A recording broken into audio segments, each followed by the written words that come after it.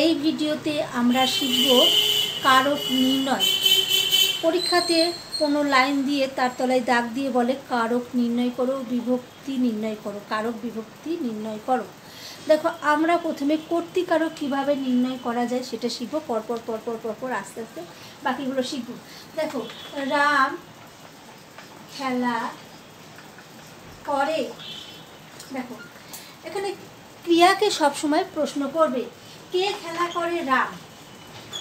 তাহলে কে হচ্ছে, যখন আমরা কে দিয়ে প্রশ্ন করা যায় সেটা কর্তৃকারক।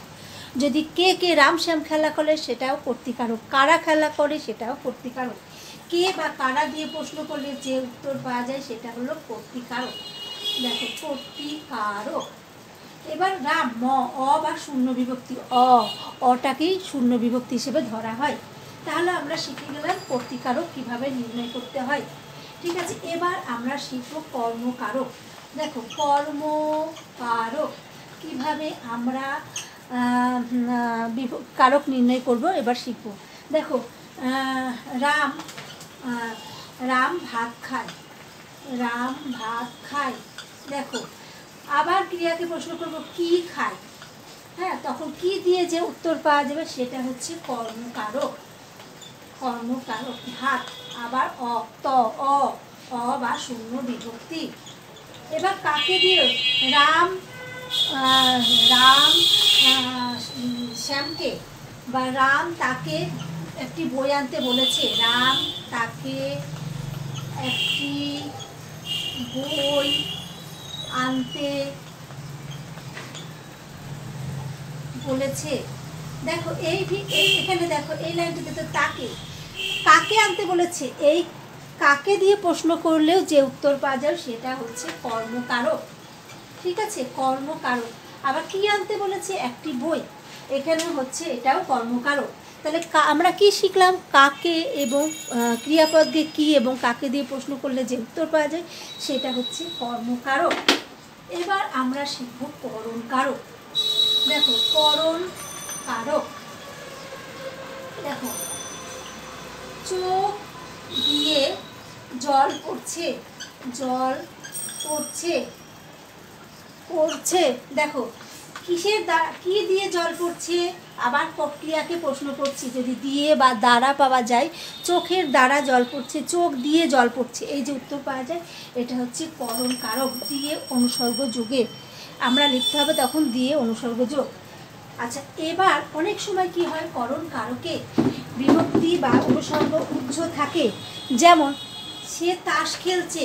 দেখো, সে তাস খেলছে। এখানে দেখো, সবার সাধারণভাবে মনে হতে পারে যে এটা কর্মকারক, কি খেলছে, কিন্তু না, এটা কর্মকারক না, সে তাসের দ্বারা খেলছে, কোনো কিছুর দ্বারা খেলছে। তাহলে এটা হবে করণকারক। করণকারকে শূন্য বিভক্তি।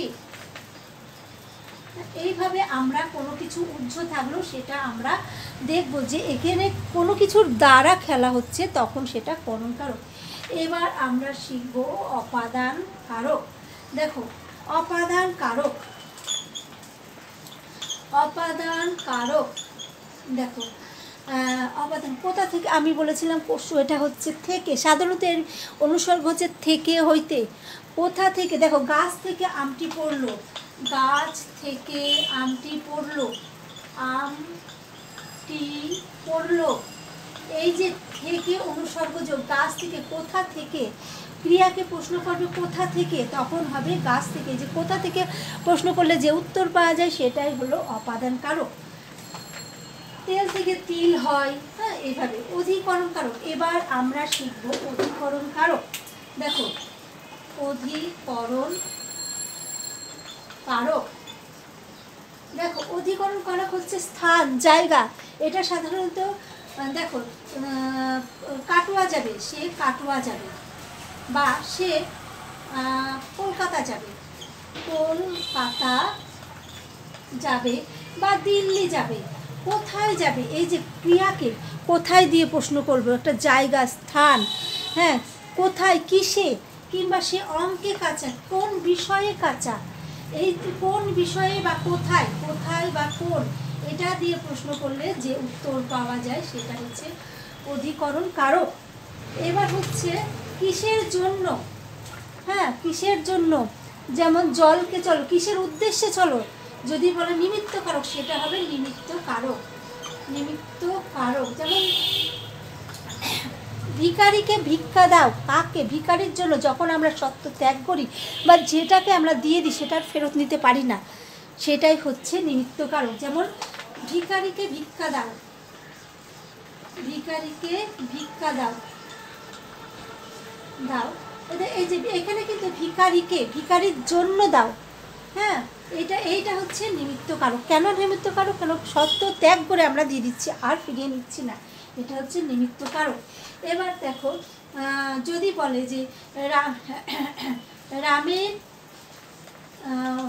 মাথা কেটে গেছে, রামের মাথায় রামের মাথা কেটে গেছে, এখানে দেখো এটা যদি আসে, যদি এর তলায় দাগ থাকে তখন তোমাকে এটার সঙ্গে এটার একটা লিঙ্ক যোগ করতে হবে, লিঙ্ক থাকে, এটার সঙ্গে একটা বন্ডিং আছে। দেখো রামের মাথা, তখন তুমি লিখবে যে সম্বন্ধ পদ, সম্বন্ধ পদ। আর সম্বন্ধ পদে সাধারণত র বা এর বিভক্ত হয়, এখানে এ র, রাম যুক্ত এর, তাহলে এখানে সম্বন্ধ পদ আছে, তাহলে সম্বন্ধ পদে এর বিভক্তি। তখন কিন্তু এটা অনেকে ভাববে কর্তৃকারক, কিন্তু নয়। এই যে এর সঙ্গে এর একটা যে বন্ডিং আছে, এই বন্ডিং থাকার জন্য এটা সম্বন্ধ পদ। এবার দেখো কোনো কিছু আছে যে খোকা তুই কোথায় গেলি, তুই কোথায় গেলি, হ্যাঁ কোথায় গেলি, এই যে খোকা, এরপর প্রথমে সম্বোধন করছি, কাউকে ডাকছি, আহ্বান করছি, এর জন্য খোকা কি হবে? সম্বোধন পদ, সম্বোধন পদ। সম্বোধন পদ সাধারণত অ বা শূন্য বিভক্তি, তখন লিখবে অ বা শূন্য বিভক্তি।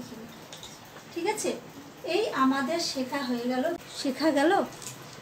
হ্যাঁ, অল্প অল্প শিখলেই যথেষ্ট, মাথাতে অল্প অল্প ঢোকাবে। টাটা।